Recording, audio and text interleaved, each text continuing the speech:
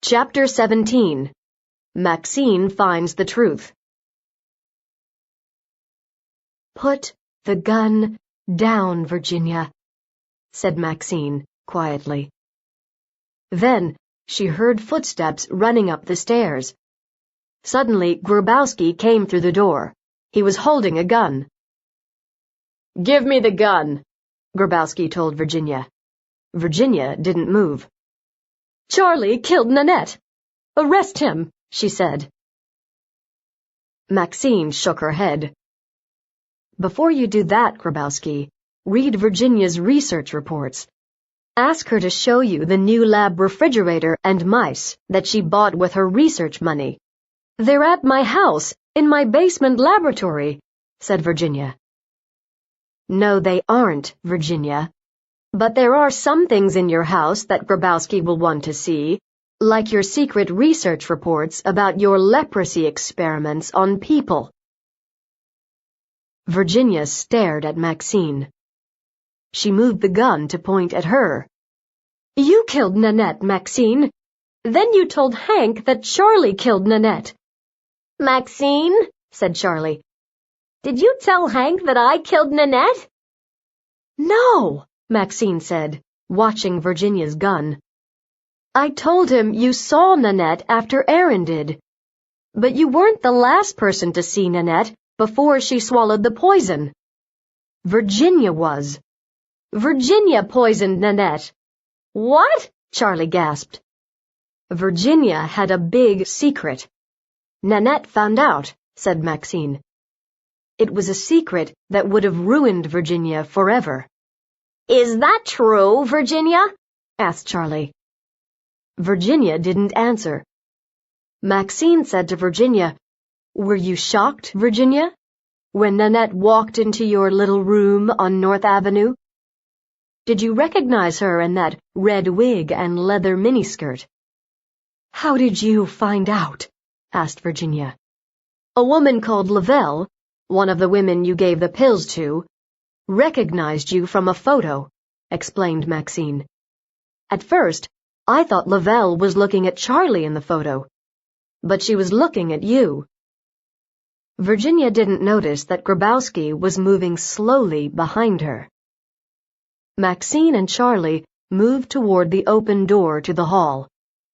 Maxine kept talking to Virginia. "You wrote reports to the university about your new drug, Virginia," Maxine said.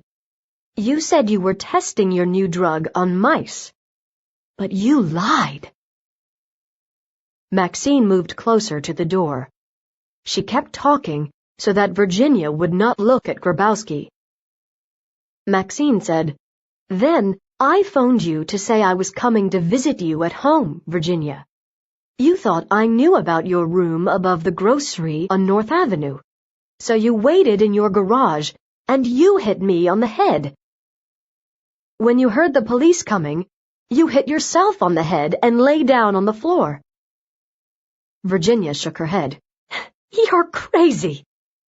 You attacked me at the tennis club. You came into the club when the receptionist was away from her desk.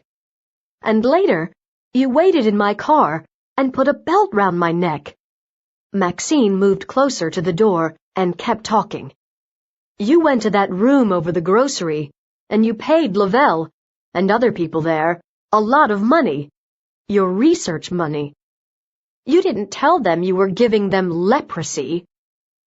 If Marquette University Research Review Committee found out that you were giving people leprosy, your career would be finished." "But Nanette found out, didn't she?" "Yes," said Virginia. "Nanette went to North Avenue to find out about how people in a rough neighborhood live for her social work degree. She met Lavelle. Lavelle brought her to my room above the grocery." "So that's where you went every week," said Charlie. "I went one night a week. I couldn't go more than that because I didn't want anyone to know what I was doing." "Lavelle got a lot of money from you," said Maxine. "You paid her to get leprosy. That was why she had white spots on her arm. First, You gave her an injection to get leprosy. Then, you tested her blood to make sure she had it. Then you paid her to take your new drug, a pill, to see if it cured the leprosy. That's right. There were 25 other women. They had to take one pill each week. Then I gave them a blood test. Lavelle brought Nanette one night, right? Maxine asked. Yes. Nanette walked into my room over the grocery. She was wearing that black leather skirt and that red wig. Nanette thought I didn't recognize her, but I did, said Virginia. She kept pointing the gun at Maxine. Maxine kept talking, so that Virginia would not see that Grabowski was getting closer to her. Nanette didn't yet know what you were doing in the room on North Avenue. So Nanette came here, to your lab at Marquette, to find out. Didn't she? Maxine asked. Yes. Nanette came here several times, Virginia replied. She asked me about leprosy and about my research. She came when I wasn't here, and she asked Charlie a lot of questions about my research. Charlie thought she liked him. He told me that she asked about my research. At the last party at her house, she kept asking me how I knew whether my new drug worked. When did Nanette figure out what you were doing? Maxine asked. The night she died, Virginia replied. She came to 24th Street and North Avenue, wearing that red wig. She came into my room over the grocery. She said she was Lavelle's neighbor. She told me she had got an injection from me the week before, and that she now needed the pill. She probably thought she could hide the pill and find out what it was later. But I pretended I didn't know her, and I made her take the pill while I watched, just like I did with the other women. But her pill had tetrodotoxin in it. So you killed her? Maxine said. Yes, Virginia went on. Before you left Marquette, I stole a few drops of your solution and put drops of water in their place. I was worried that Charlie knew that I was experimenting on humans.